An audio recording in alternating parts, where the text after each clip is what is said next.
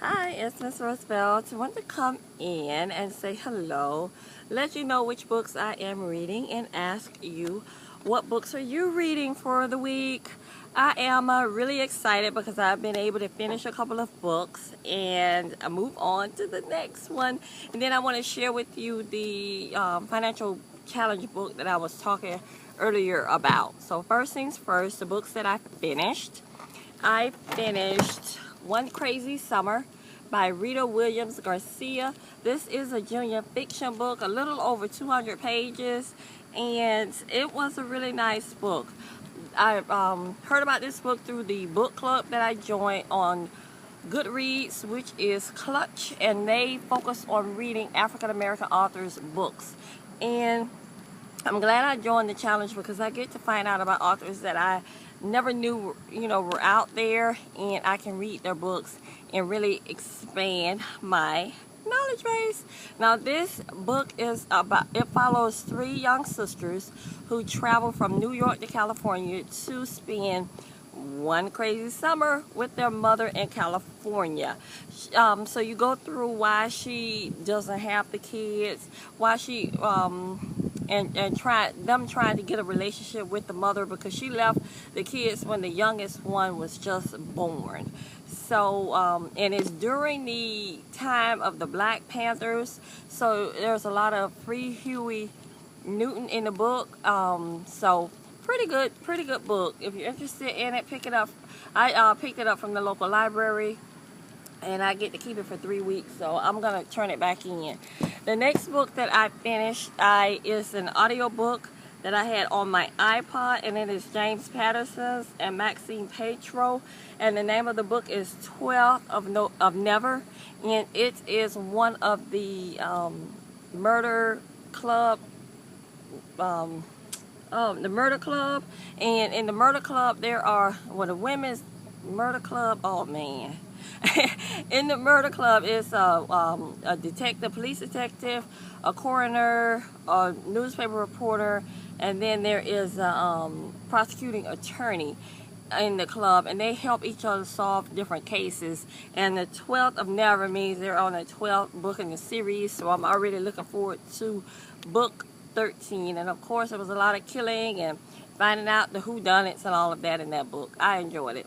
Now, I did start this book. It's Christopher Moore Lamb, and it says The Gospel According to Biff, Christ's Childhood Tale.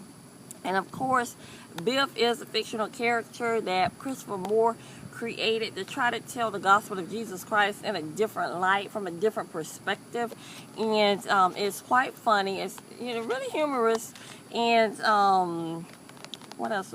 Oh, and there is some profanity in the book, so don't think that it's not, because there is. And I am sitting outside in the nice weather, but it has been raining every day, and the mosquitoes are out here like crazy. They're trying to eat me up, so I gotta hurry up. But I'm on this number 2 of this, and I picked this up from the library as well, audio book. Now, the next book that I picked up 2 books that I feel like will help me get my budget together again. I used to budget a lot, especially when I was in college, and the longer I've been out of college, the more I kind of just got away from it, and I really need to get back into budgeting. So I feel like I need some help to get me back to where I need to be, because I feel like I could have more money out of my check than I have. So I'm going to have to start keeping up with what's coming in, what's going out, instead of trying to keep a running tally in my head. So I need to get it on paper. Put it on paper. But anyway, the first book I picked up was Suze Orman, and it's The Money Class. And I didn't start reading this book yet, but I feel like it's going to really help me out because I hear great things about her. And but the next book I picked up is The Power to Prosper, and it's 21 Days of Financial Freedom, and the author is Michelle Singletary. And I already started reading this book, and that's a picture of her there. She is a black lady, and I like the way she writes because I feel like she can understand my struggles, and the way she's writing is like she understands my struggles, and she's writing from a faith-based perspective, meaning she quotes the Bible scriptures. She just tells you what it says, what it doesn't say, and how to get in line, how you have to do what God asks you to do in order to reap all the blessings that he not all the blessings, but some of the promises that he made to us. We have to do, there's like conditional things that you have to do. So the 21 days of financial freedom is like a 21-day financial fast, and she tells you really only spend money that's necessary. And I want to go on this challenge. I started reading the book right before I told you all about the challenge, and some of you did say you wouldn't mind joining the challenge with me.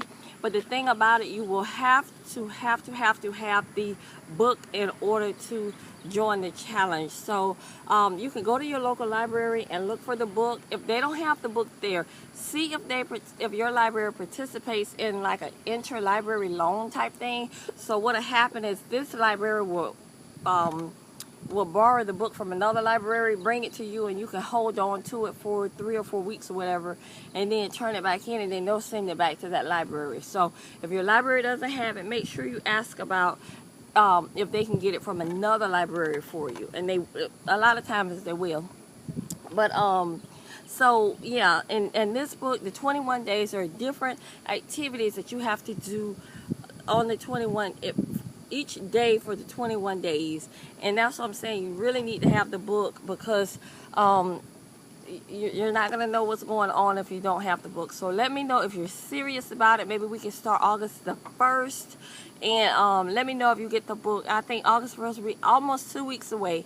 That'll give you enough time to get to the library or go to Amazon or somewhere like that. And I'll put a link to Amazon down in the description box, so you can let me know if you really want to be a part of the challenge.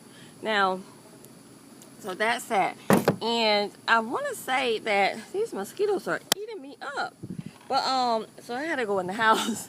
But I have to pick some figs. I want to show y'all my fig tree. Yeah. Yeah, I have figs. I live in the country. So, and they're really ripe.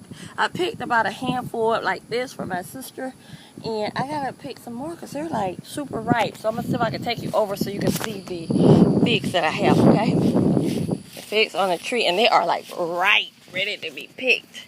Get my hand out of the way. Can you see them? See there? They're like ripe, ready to be picked. And I'm gonna come out. I gotta do that now. I'm gonna have to go spray my feet and stuff so that I don't get ate up by mosquitoes. But I'm gonna go do that now. And my fig tree isn't huge. This is a nice sized fig tree. See? And I planted it. Yes, I did.